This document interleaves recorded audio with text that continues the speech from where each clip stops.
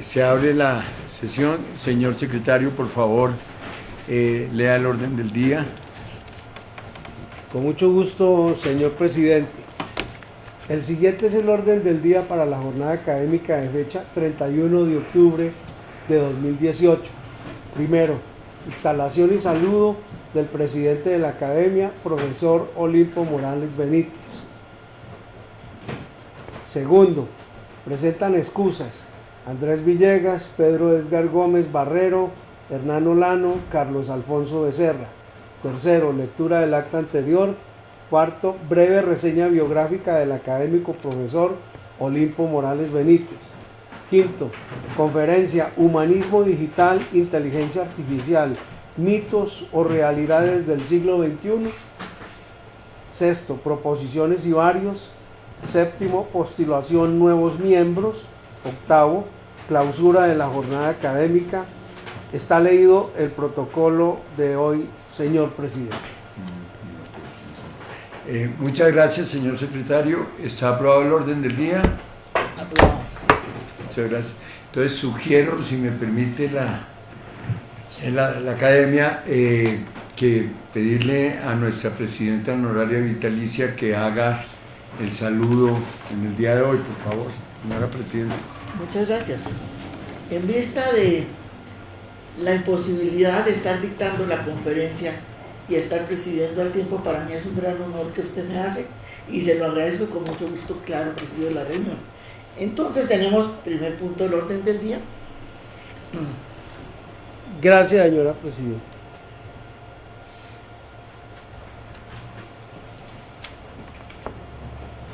Lectura del acta anterior. En la ciudad de Bogotá, los 26 días del mes de septiembre de 2018, hora 5 p.m., se dio comienzo a la jornada académica ordinaria en la sede principal de la Sociedad Académica Santanderista de Colombia, convocatoria efectuada por el presidente profesor Olimpo Morales Benítez y secretario general José Asunción Suárez Niño, estableciéndose el siguiente orden del día. Primero, instalación de la sesión y saludo del presidente de la Sociedad Académica Santanderista. Segundo, excusas de miembros de diferentes academias. Tercero, lectura del acta anterior. Cuarto, breve reseña del académico Camilo Santander Méndez. Quinto, conferencia Comienzo de la Historia y el Diluvio Universal. Sexto, proposiciones y varios. Séptimo, memoria histórica. Octavo, clausura jornada académica. El desarrollo de dicha sesión fue el siguiente. Iniciamos la jornada académica a las 5 de la tarde según lo establecido en el protocolo de la reunión. Se presentan excusas por diferentes miembros y amigos de la Sociedad Académica Santanderista de Colombia y otras academias acreditadas en Bogotá, invitados a esta interesante reunión. El listado de estos académicos se encuentra en el protocolo que se envió a todos los académicos por vía de correo electrónico. Segundo, excusas: Hernán Olano, Juan Manuel Ramírez Pérez, Pedro Edgar Gómez, María Elena Aristizábal y Manuel Guillermo Rico Caldas y el padre Diego Jaramillo. Tercero, lectura del acta anterior. El secretario general procedió a dar lectura detallada del acta número 018, efectuada el día 28 de agosto de 2018, relacionada con, abro comillas, servicio de los leprocomios siglos XIX y XX, a cargo del brigadier general Guillermo León Dietes Pérez. Copia de esta interesante conferencia se envió por correo electrónico a los participantes y demás miembros de la Sociedad Académica Santanderista de Colombia. Cuarto, breve reseña del facilitador Camilo Santander Méndez. Se dio lectura a la interesante hoja de vida del académico Camilo Santander Méndez, en la que se destaca su actuación académica en diferentes centros universitarios y de pensamiento, así como su trayectoria laboral dentro y fuera del país. Quinto, conferencia Comienzos de la Historia y el Diluvio Universal. Hallazgos focalizados en la sabana de Bogotá hace 10.000 años permiten demostrar que dinosaurios, elefantes, mastodontes y otras especies deambulaban por estas tierras. En el Museo de Ingeomina se conserva un fósil, el fósil de un mastodonte que fue hallado por un grupo de científicos en el cual hizo parte el doctor Santander. Van der Hamen sostenía que los huesos permanecieron mucho tiempo, ya que encima de los mastodontes estaban las cenizas volcánicas y depósitos muy gruesos de caolines. Expulsiones volcánicas de gran magnitud fueron decisivas hasta el punto de dejar sin alimento estas especies prehistóricas. Civilizaciones más antiguas que llegan a los 13.000 años, como las halladas en Göbekli Tepe en Turquía, demuestran vestigios de una civilización con templos y columnas de más de 1.500 kilos que permiten visualizar antepasados prehistóricos de avestruces y otras especies de gran dimensión. El grueso mensaje de esta interesante conferencia fue enviado a todos los académicos para su información y conocimiento. Sexto, proposiciones y varios interrogantes relacionados con esta magnífica intervención fueron explicados por el conferencista. Debido a la extensa documentación y registro fílmico, se recomienda remitirse al material enviado para tal fin. Séptimo, memoria histórica. El 13 de abril de 1830, el hombre de las leyes le escribe al libertador Simón Bolívar desde París. Abro comillas.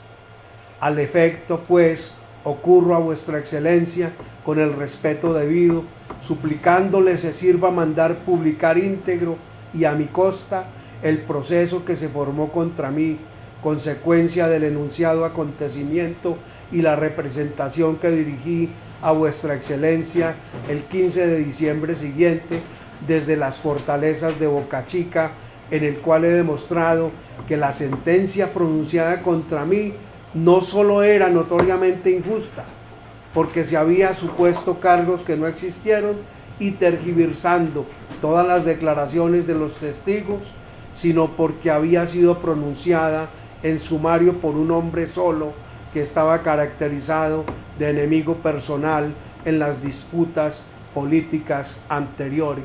Cierro comillas y hasta aquí la cita. Octavo, clausura de la jornada académica.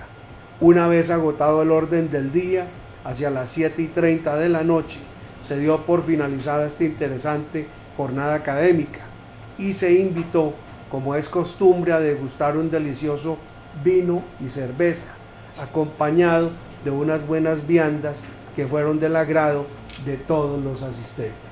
Está leída el acta número 018, señora en consideración presidenta. el orden, la aprobación del acta, número, ¿me dices cuál es el número? Número 18. Número 18. Bueno, está aprobada, señor presidente. Creo que el punto que sigue es la presentación de nuestro presidente. Yo quisiera dedicarle unas muy cortas palabras para decirle que si algo he hecho bien es nombrarlo a usted de presidente. Sugerirlo. Todo el mundo lo aprobó, pero ha sido un excelente presidente porque además está acostumbrado a dictar cátedra. No tiene que inventar nada, es el profesor, así lo debemos nombrar. La sociedad santanderista se ha visto, como le digo, muy enriquecida con todo ese aporte que usted ha hecho. Y señor presidente, para mí ha sido un gratísimo honor tenerlo como presidente en esta casa, el Centro Cultural Asciende Cero, porque a la hora de la verdad, lo más que se puede mostrar aquí son dos cosas, que es el Museo del General Santander, la Sociedad Académica Santanderista de Colombia, que entre paréntesis hemos pensado en la posibilidad de no poner ese nombre tan largo, sino sencillamente Academia Santanderista. Entonces, para todos los efectos de comunicación y todo, nos facilitaría muchísimo poderlo hacer así. No sé si haya que presentarlo en academia, digo, en una asamblea ya completa, muy más formal como asamblea, o si se podría hacer directamente ahora. para las cosas legales toca Toca usar la el co- nombre completo, No es cierto. pero para lo demás no hay Podemos decir, necesidad. es que nos queda más fácil a todos, Sí. entonces lo podemos tener en cuenta. Bueno, eso también está muy bien. De resto, pues a escucharlo a usted, que a eso fue que vinimos. Gracias, Muchas presidente. gracias. Sí. Cuarto, breve reseña biográfica del académico profesor Olimpo Morales Benítez. Quiero destacar que dentro de las 58 páginas de la hoja de vida que me llegó del presidente, me permití resumirla en una sola página. Sí, por cuestiones de tiempo y todo eso. Sí, yo secretario, me encanta mantenerlo. El doctor Olimpo Morales Benítez es doctor en jurisprudencia de la Universidad del Rosario, presidente de la Academia Santanderista de Colombia, miembro de número y primer vicepresidente de la Academia Colombiana de Gastronomía, académico de número de la Academia Colombiana de la Lengua, individuo correspondiente de la Real Academia de la Lengua Española, miembro del Comité Científico de la Universidad de Viena, director del Centro Libertad y Pensamiento Otto Morales Benítez, alto comisionado para el humanismo social, adscrito a la Academia Colombiana de la Lengua y miembro de la Comisión de Vocabulario Técnico, estudiante de posgrado, primer ciclo de Derecho Comercial, Universidad de la Sorbona, París II. Dentro de las publicaciones que ha realizado el doctor Morales Benítez, se destacan las siguientes: Apuntes sobre la inversión extranjera, libro homenaje a Lou Murta; Mirada al sistema electoral mexicano, Prisma Elecciones de 2006; De Hegel a Marx, recopilación de apuntes de las conferencias dictadas por el maestro Darío Echandía; Banco de la República, Humanismo, ejercicio dinámico del pensamiento, conflicto, motor o freno del desarrollo; Tesis, requisito, grado, especialización, Universidad de los Andes; Apuntes sobre títulos, valores, apuntes sobre importación y transferencia de tecnología, la reglamentación del arbitraje, tensiones entre el procesalismo y el contractualismo. En preparación tienen los siguientes libros: El alma colectiva en la historia política de Colombia, La identidad cultural en los tiempos de la globalización, Humanismo digital, inteligencia artificial, mitos o realidades del siglo XXI. Hasta aquí el resumen de la excelente y destacada hoja de vida del profesor Olimpo Morales Benítez, señora presidenta. Muchas gracias, señor secretario. Entonces, punto siguiente, por favor. El quinto punto es conferencia, humanismo digital, inteligencia artificial, mitos o realidades del siglo XXI. Entonces, señor profesor, tiene usted la palabra. Muchas gracias, señora presidenta. Buenas tardes. Quiero, primero que todo, agradecerle a nuestra presidenta honoraria y vitalicia y pues a la mecenas de toda esta aventura que empieza en 1946 de la Academia Santanderista de Colombia y el trabajo que hemos venido haciendo. Muchas gracias por la oportunidad que hemos tenido. En eso estoy seguro que es solidario en estas palabras el señor secretario. Hemos tratado de hacer una labor, una gestión y en eso vamos. Muchas gracias a todos los asistentes. Hoy teníamos que competir con las brujas, que dicen que no existen, pero que las hay. Y yo quiero presentar una reflexión. Yo no soy capaz de decirles que los voy a enriquecer de alguna manera. Lo que quiero es compartir con ustedes una serie de inquietudes, de preguntas, de curiosidades que, como apareció en la hoja de vida, desde los apuntes sobre transferencia de tecnología, el libro, pues he tenido curiosidad. Aquí empezamos con un diseño del University College of London, del cual fui yo su estudiante, que tiene que ver, pues yo fui a estudiar Derecho allá, dice que Derecho Internacional Económico hace 40 años, esa vaina nadie sabía qué era, ahora está de moda, ¿sí? Pero ahí, digamos, lo que quiero traer es que el University College of London se hizo muy famoso porque descubrió los huecos negros y los agujeros negros, pues fue allí donde se probaron. Y en la Universidad de Londres, pues donde estuve, hay una serie de personas, que son 38 college o algo así. Entonces he preparado para la Academia Santanderista esta conferencia de humanismo digital, inteligencia artificial. Pues voy a tratar de ser lo más breve posible para que luego abramos una discusión y yo estoy seguro que no vamos a lograr resolver las preguntas que vamos a tener. La primera es que cuando hablamos de humanismo digital, pues el digital es pues el blanco, el negro, el bien, el mal, el sistema binario en el cual está basado todo el desarrollo de la llamada inteligencia artificial. Esta imagen a mí me sugiere este túnel en que nos vemos, nosotros no sabemos para dónde vamos con la inteligencia artificial, no sabemos para dónde vamos con el mal llamado humanismo digital, pero lo que no sabemos, y es muy atractivo, es que ahí está todo, ahí están las ondas gravitacionales, ahí está la computación, y sobre todo que hay ese túnel al cual queremos llegar con la mayor velocidad, que no sabemos a dónde nos va a llevar, no sabemos siquiera si vaya a tener salida o no. Este señor Morales Benítez Soto, y allí lo tenemos, es un pensador del humanismo. Como la conferencia empieza por el humanismo, entonces nosotros lo que queremos plantear es, digamos, si existe o no existe el humanismo digital, y lo mismo haremos con el tema de la inteligencia artificial. Entonces, el humanismo, ¿sí? Para Morales Benítez, decía, el humanismo tiene como propósito esencialísimo el ennoblecer las calidades del hombre unido al concepto de cultura. Miren ustedes que este señor habla de cultura, ahora hablamos de tecnología, pero quiero proponerles pues esa reflexión inicial como para irnos aclimatando.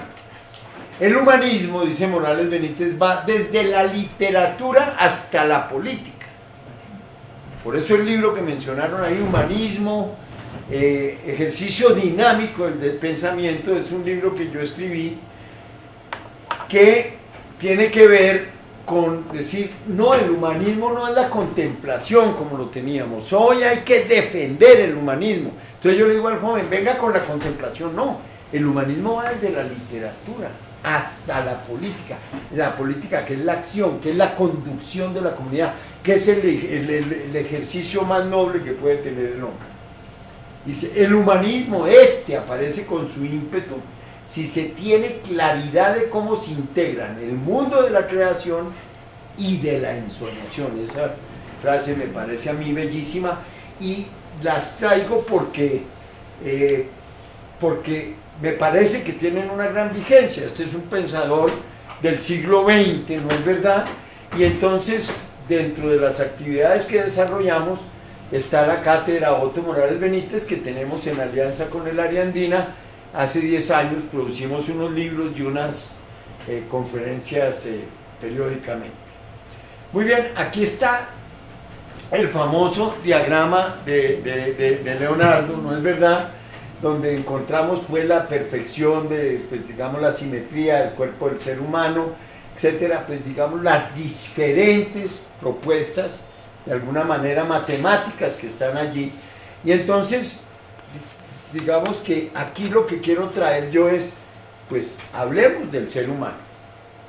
Es decir, estamos hablando del ser humano en todo el tema, en lo mismo el humanismo clásico. Entonces aquí estamos en el humanismo clásico que nos plantea el hombre como centro de humanidad.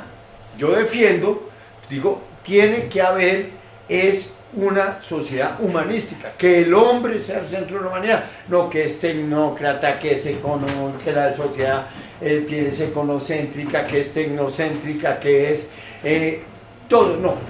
Yo me planto aquí, propongo aquí el humanismo clásico, el hombre como centro de la humanidad, el ser humano. ¿Por qué el hombre? Porque así está en el diagrama, pero yo creo que si queremos sobrevivir en el futuro deberíamos poner el ser humano.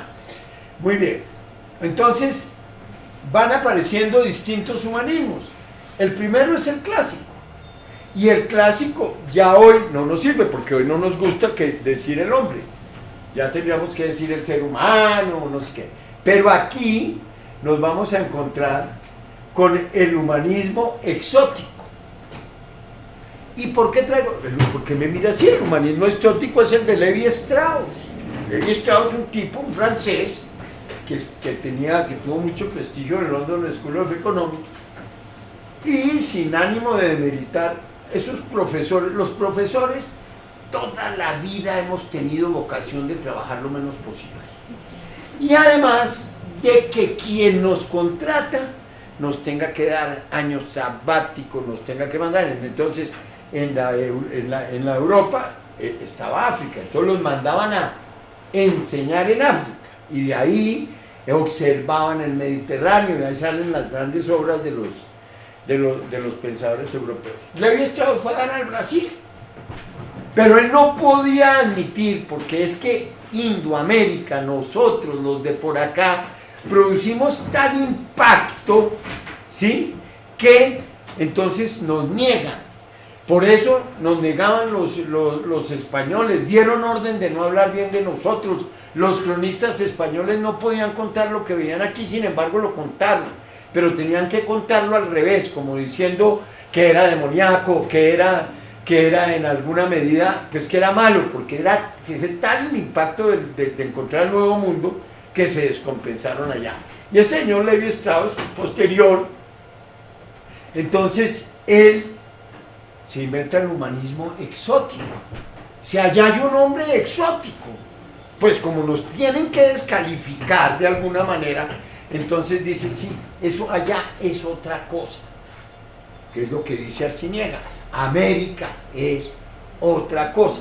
Y entonces, pues, digamos que ese humanismo exótico es el que hace carrera en Europa para referirse a Indoamérica. Hay otras formas de humanismo, el humanismo aristocrático, en el cual la jerarquía estaba determinada por la cantidad de tierra que se le adjudicaba a una persona. County, sí, conde, pero es que no está aquí nuestro noble. Nosotros tenemos un noble aquí, que es Castrillón, ¿no? Carlos Felipe, sí. Carlos Felipe, sí, que es duque. Entonces el ducado tenía una medida, etcétera, etcétera.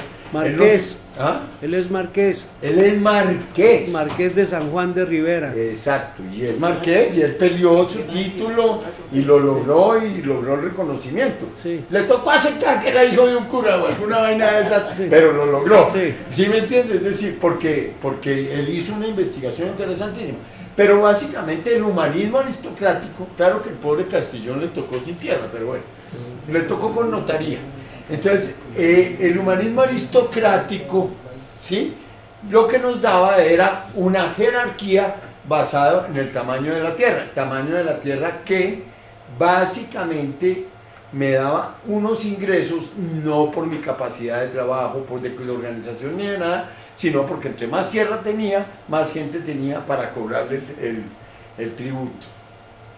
Entonces, el humanismo burgués, ¿sí?, pues que viene cuando reemplaza la aristocracia de alguna manera con la posibilidad de hacer dinero, y obviamente siempre una élite crea la otra. Ahí viene Luis XI, que viene y dice, señores, ustedes no quieren trabajar, no quieren ser oficinistas, etcétera, pues entonces le vendían los cargos a los burgueses que querían estar cerca de la aristocracia.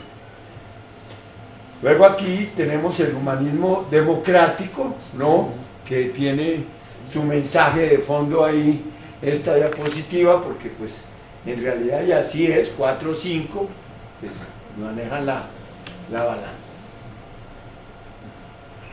Y por último, vamos el humanismo social, que es el humanismo que pretende integrar a la mayor cantidad de seres humanos, pues a la comunidad como tal, y ese humanismo social yo lo incorporo, digamos, a la posibilidad de acceso a la educación, en la cual pues hemos, digamos, hoy, y tiene que ver con todo lo digital, y tiene que ver con toda esa democratización, etcétera.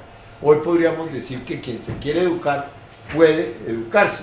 Es decir, puede que tenga más dificultad hacer valer los títulos, pero por ejemplo existen los MOOCs, los Massive Online Open Courses, pues los cursos abiertos, gratuitos, donde tú hoy puedes hacer un curso. En Harvard, no importa. Obviamente, si quieres que te lo valgan, tienes que pagar para que te lo homologuen, pero hacerlo lo puedes hacer.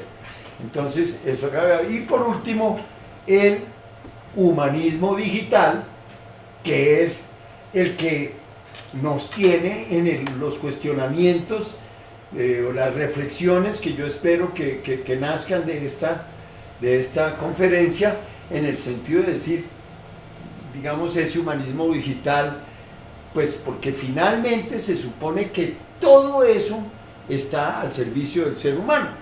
Entonces, al servicio del ser humano, a donde voy a llegar al final de esta conferencia, es la pregunta de qué considera el ser humano que es lo que quiere.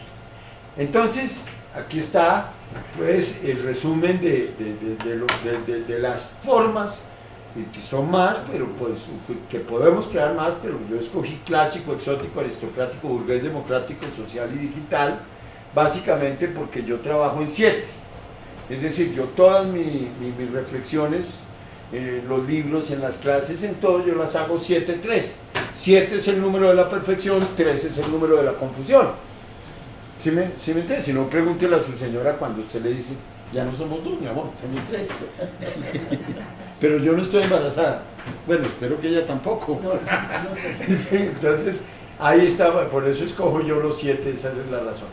Muy bien, yo llegué a este tema por razones de la cuarta revolución, etcétera. Entonces, pues yo trabajo en universidades y pues todo el mundo aproximándose desde diferentes esferas, y me pasó lo siguiente: empecé a trabajar ese tema y yo me di cuenta que ni sabía, ni entendía, ni parecía que yo avanzaba. Yo leía, pero yo veía que la gente me daba como muchas vueltas, y en un almuerzo pues todo el mundo era como conocido, y había una persona, una niña, más bien joven, unos 30, 32 años, y ella estaba ahí como amable, pero como aislada. Entonces yo me arrimé, le dije, ¿cómo estás? Y qué pena, yo no te recuerdo, porque es que a mí se me olvida todo el mundo. Entonces me dijo, no, es que usted no me conoce. Y dije, no te conozco, pues mucho gusto, no sé qué. ¿Sí? Entonces yo dije, no, pues venga y la despresto, tenga su presidente de la Academia Santanderista. Entonces la vieja llegó y me sacó delegada de la UNESCO para no sé qué vaina. Entonces, dije yo, ¿y ahora qué?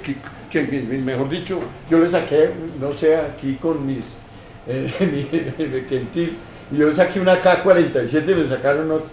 ¿No? Entonces, ¿qué haces aquí? No sé qué. Entonces, ¿y tú qué haces? Entonces yo dije, ¿qué le digo? ¿Qué hago? Ya después de esto le dije, no, estoy trabajando el tema de la humanidad, el humanismo digital, la tecnología, no sé qué.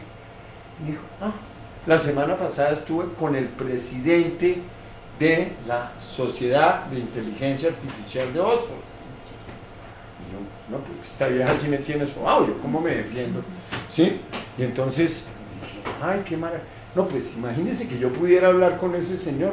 Me dijo, ¿y por qué no lo llamas? Y yo, pues, ¿y cómo lo llamo? Y llegó y cogió y me entregó el número del señor. Y yo me fui con el número del señor y dije, pues que llamar al presidente, ¿sí?, de la Asociación de Inteligencia Artificial de Oxford. ¿Qué le digo? Pues, mucho gusto, no. Entonces dije, WhatsApp, ¿tendrá WhatsApp? Y entonces le escribí, mire, yo soy un profesor colombiano, estoy trabajando estos temas y estoy absolutamente perdido. Y el tipo me contestó, somos 2. Muy bien. Y entonces me dijo, lo puedo atender, el tipo entendió, pues ¿para qué me estoy?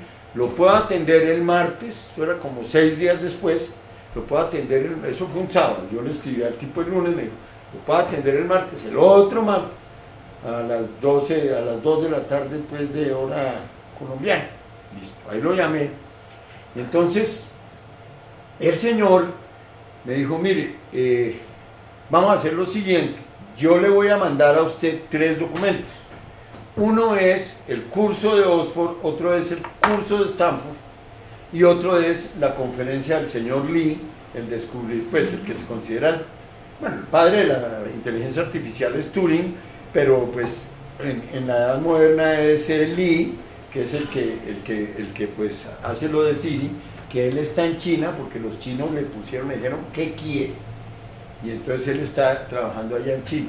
Entonces, pues yo estoy examinando esos documentos y me encuentro pues que donde yo estaba antes de los documentos no ha mejorado mucho después de los documentos, lo cual quiere decir que no estaba tan mal. Estamos hablando de qué, de temas de nuevas tecnologías, de qué estamos hablando, del manejo de data, de lo que llaman ahora el Big Data, de qué estamos hablando, de algoritmos, del impacto de los algoritmos, claro, tienen impacto en el día a día de la vida, pero, y de eso soy consciente, pero a mí lo que me interesa más es, digamos, dentro de la teoría de Turing, hasta dónde puede llegar el algoritmo, ¿sí? Y entonces, pues, ahí estoy trabajando con estos señores, pues, es decir, pues porque tengo una conversación con el señor, ¿no? Y entonces me dijo, mire, también se puede acercar a estos institutos. La Universidad de Oxford tiene un instituto para pensar en el futuro de la humanidad, por algo nos llevan una ventajita, ¿no? Y otro instituto para el futuro de la vida. Entonces, aquí tenemos estos institutos en Oxford y lo mejor es que yo me consideraba muy atrevido porque yo había planteado mi conferencia Humanismo Digital, Inteligencia Artificial. Y pues yo decía, estaría uniendo lo que toca o lo que no toca. Y entonces me encuentro que Oxford está trabajando los temas de inteligencia artificial desde el Departamento de Humanidades. Bueno, entonces, dijimos, muy bueno, ya tengo humanismo. Entonces, ¿existe o no existe la inteligencia artificial? Entonces fui, pues como académico de la lengua, pues yo le vivo creyendo a la Real Academia Española y fui a la RAE, que es, digamos, como se habla en nuestro idioma, y entonces encontré que la inteligencia es la capacidad de entender o comprender, o es la sustancia puramente espiritual. Es decir, este es el primer significado y este es el 7º significado de los que trae la RAE. Y entonces, pues qué pena con ustedes, ustedes estaban esperando algún aporte, pues yo lo que estoy diciendo es que no pude entender nada. Entonces, aquí, ¿qué pasa? Capacidad de entender o comprender. Según eso, entonces sí existe la inteligencia, porque pues las máquinas entienden, comprenden. Pero cuando me voy aquí ya tengo algo de mi lado, sustancia puramente espiritual. ¿Qué es la inteligencia? Según la RAE es una sustancia puramente espiritual. Según eso no existe. Si yo tomo la 7ª, no existe la inteligencia artificial, porque ya veremos cómo la concibo yo. Muy bien, en el ENCAS, que es un diccionario de sinónimos y antónimos, dice acuerdo, entendimiento, comprensión. Volvemos otra vez a los temas conceptuales. En el Larousse, ¿sí? Dice facultad de concebir, conocer y comprender las cosas. Entonces, digamos, pues obviamente ahora viene la discusión y por favor, porque es que esto es muy enredado. Entonces, ¿qué pasa? Entonces, si yo pienso que no existe la inteligencia artificial, pues entonces pues la facultad de concebir no la tiene, ¿sí? Entonces sí tiene la comprensión, no puede ser el cálculo, ¿sí? Y no es sustancia puramente espiritual, entonces ahí nos vamos entendiendo, ¿sí? Y entonces vamos a buscar la definición de inteligencia artificial. ¿Y qué nos dice? Disciplina científica que se ocupa de crear programas informáticos. Ojo con esto, pónganme atención porque es que aquí, cuando llegamos al dilema moral, vamos a tener problemas. Que ejecutan operaciones comparables a las que realiza la mente humana, como el aprendizaje o el razonamiento lógico. Ustedes ven aquí unos errores de digitación que no pueden ser de mi asistente porque ella es muy cuidadosa. Esto debió ser la inteligencia artificial que lo hizo porque ella jamás pasaría eso. ¿Sí? Entonces, muy bien. Entonces aquí ya viene el diagrama de la inteligencia artificial. ¿Qué es? Miren que no estoy tan mal yo. Si yo estoy enredado, aquí me están... Pero díganme dónde está la inteligencia. ¿Dónde? Yo veo una cantidad de cosas, yo veo una cantidad de productos, yo veo una cantidad de sistemas tecnológicos que pueden pasar, ¿sí? Pero hasta aquí, y veo que están conectados, me dicen, vea, todo esto se conecta, y obviamente eso me descrespa, pero bueno, hasta ahí. Entonces, la otra reflexión que hago es, ¿dónde vamos a parar con la inteligencia artificial, etcétera, que son los profetas del desastre? Pues que las máquinas, pues es muy bonito, Asimov y toda esa cosa, y entonces nos dicen que las máquinas nos van a manejar, que las máquinas nos van a gobernar, que las máquinas nos van a debilitar los genomas para que seamos menos que ellas, etcétera. Pero todas esas reflexiones se hacen ¿desde qué? Desde una inteligencia humana, que por definición, digamos, hace unos cálculos, que no hace unos cálculos, sino unas composiciones de decir, ve a ver cómo lo domino, ve a ver cómo me beneficia usted. La pregunta es, pues ya estamos dominados en muchos aspectos por las máquinas, pero la máquina como tal, ¿qué tanto interés tiene de ser superior a mí? Es decir, ¿cuándo va a llegar a la parte espiritual esa de imponerme de ser superior? Lo que sí va a cambiar, y de hecho está cambiando, es que nosotros hemos venido, sin que podamos decir hasta cuándo, hemos venido evolucionando con las distintas edades tecnológicas. ¿Y son cuáles? El hombre, ¿dónde estaba el hombre? El hombre era herbívoro, ahora hay un poco de veganos y veganas, volvimos a lo mismo. Ahora dicen que hay que ser vegano y vegana y no sé qué. Entonces, el hombre era herbívoro y estaba en el árbol. ¿Y cuándo es que el hombre aprende algo? Cuando descubre, ¿sí?, el engaño y la traición. Ese es el gran avance del hombre. Porque fíjese usted, y por eso es que decimos que las máquinas en la inteligencia artificial nos quieren es dominar, como nosotros hicimos.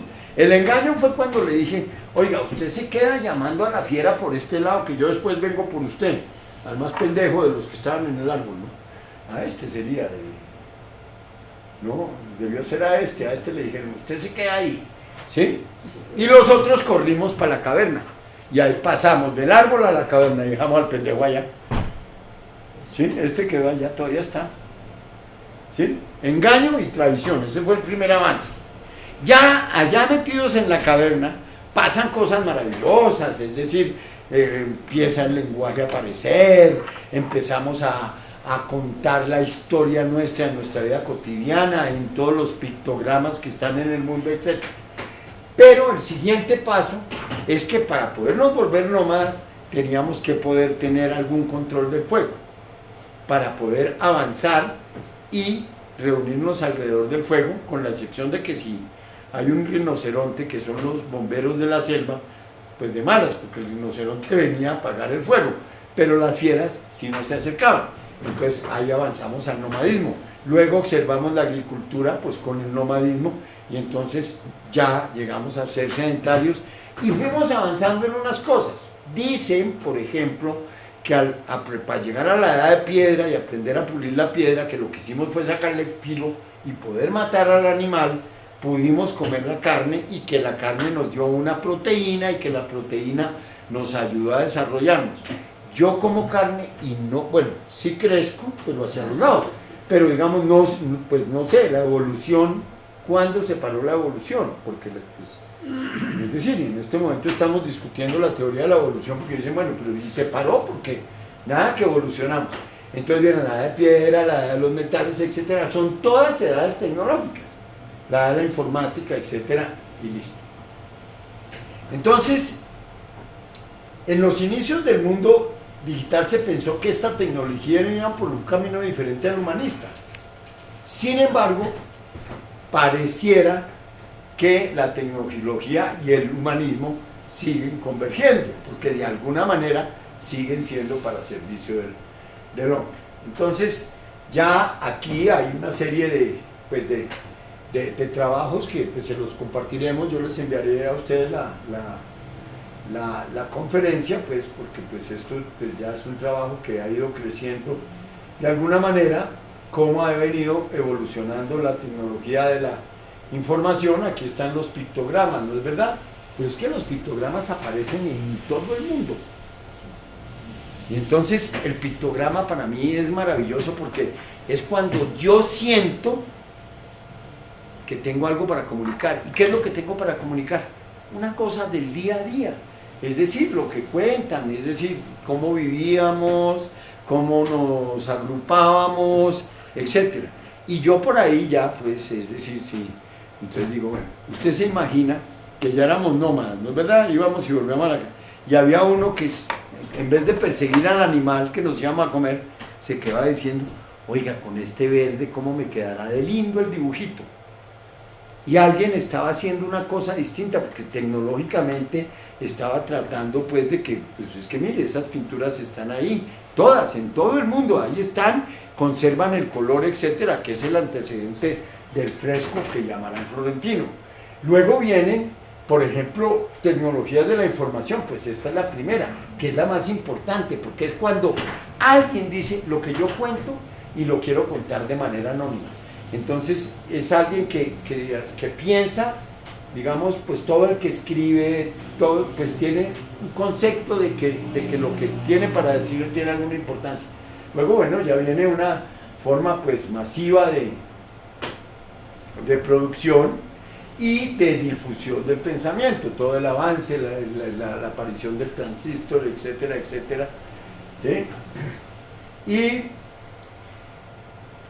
terminamos pues en la robótica. Y ahí vamos y no sabemos pues para dónde iremos. Viene una forma de comunicación, ¿sí? que nos lleva pues a lo que no sabemos pues qué efectos va a producir, pero pues lo que produce son unos efectos de comunicación, unas transformaciones, digamos, en las mismas formas de hacer la política, de comunicarse con la gente, etcétera, que son todas estas tecnologías de comunicación. Y luego vamos a llegar a la inteligencia artificial. Me imagino, pues es Sofía, que es la forma, digamos, de que ¿por qué insistimos en que el robot tenga forma humana? Es una pregunta que yo me hago. Es decir, avanzamos tanto tecnológicamente, es que lo que hay es impresionante y seguimos, mejor dicho, ¿cuánto nos estamos gastando para darle como un rostro humano, que tenga los bracitos, que tenga la cara, etc.? Y entonces, por ejemplo, ahora con lo de Sofía, el famoso robot, pues claro, pues yo diría que no están mamando gallo. ¿Por qué? Porque entonces el robot, ¿qué hace? Hace lo que nosotros no logramos hacer. El robot, obviamente eso va todo unido. Entonces el robot llega y me ve, y reconocimiento facial, pum, con el reconocimiento facial buscará alguna información, terminará en internet, ¿no es verdad? Y entonces cuando yo me le arrime me va a decir, y a este le gusta que le digan es profesor, ¿no, doctor? Profesor Olimpo. Uy, ese robot es inteligente. No, ¿cuál es inteligente? Leyó una información. Y luego va a saber con esa información qué es lo que hago yo, si estoy en una academia, si vendo botones, etcétera, y con eso me inicia la conversación. Es lo que todos tratamos de hacer, ¿no es verdad? Cuando nos dicen, tenemos una comida no sé dónde, que le dice a uno la señora, uno dice, ay, ¿y de qué vamos a hablar? ¿Sí? A mí no me interesan las vacas. Entonces el señor llega y dice, ya voy en 2000 litros diarios de... ¿Sí? Si llega no sé qué cosa para darle a mis vacas, voy a tener 2012. Entonces, pues, sí, entonces uno dice, ¿y como cuántos son 12 litros más? Pues, ¿qué significa eso? ¿Cuánto significa en inversión? Uno trata de hablar, pero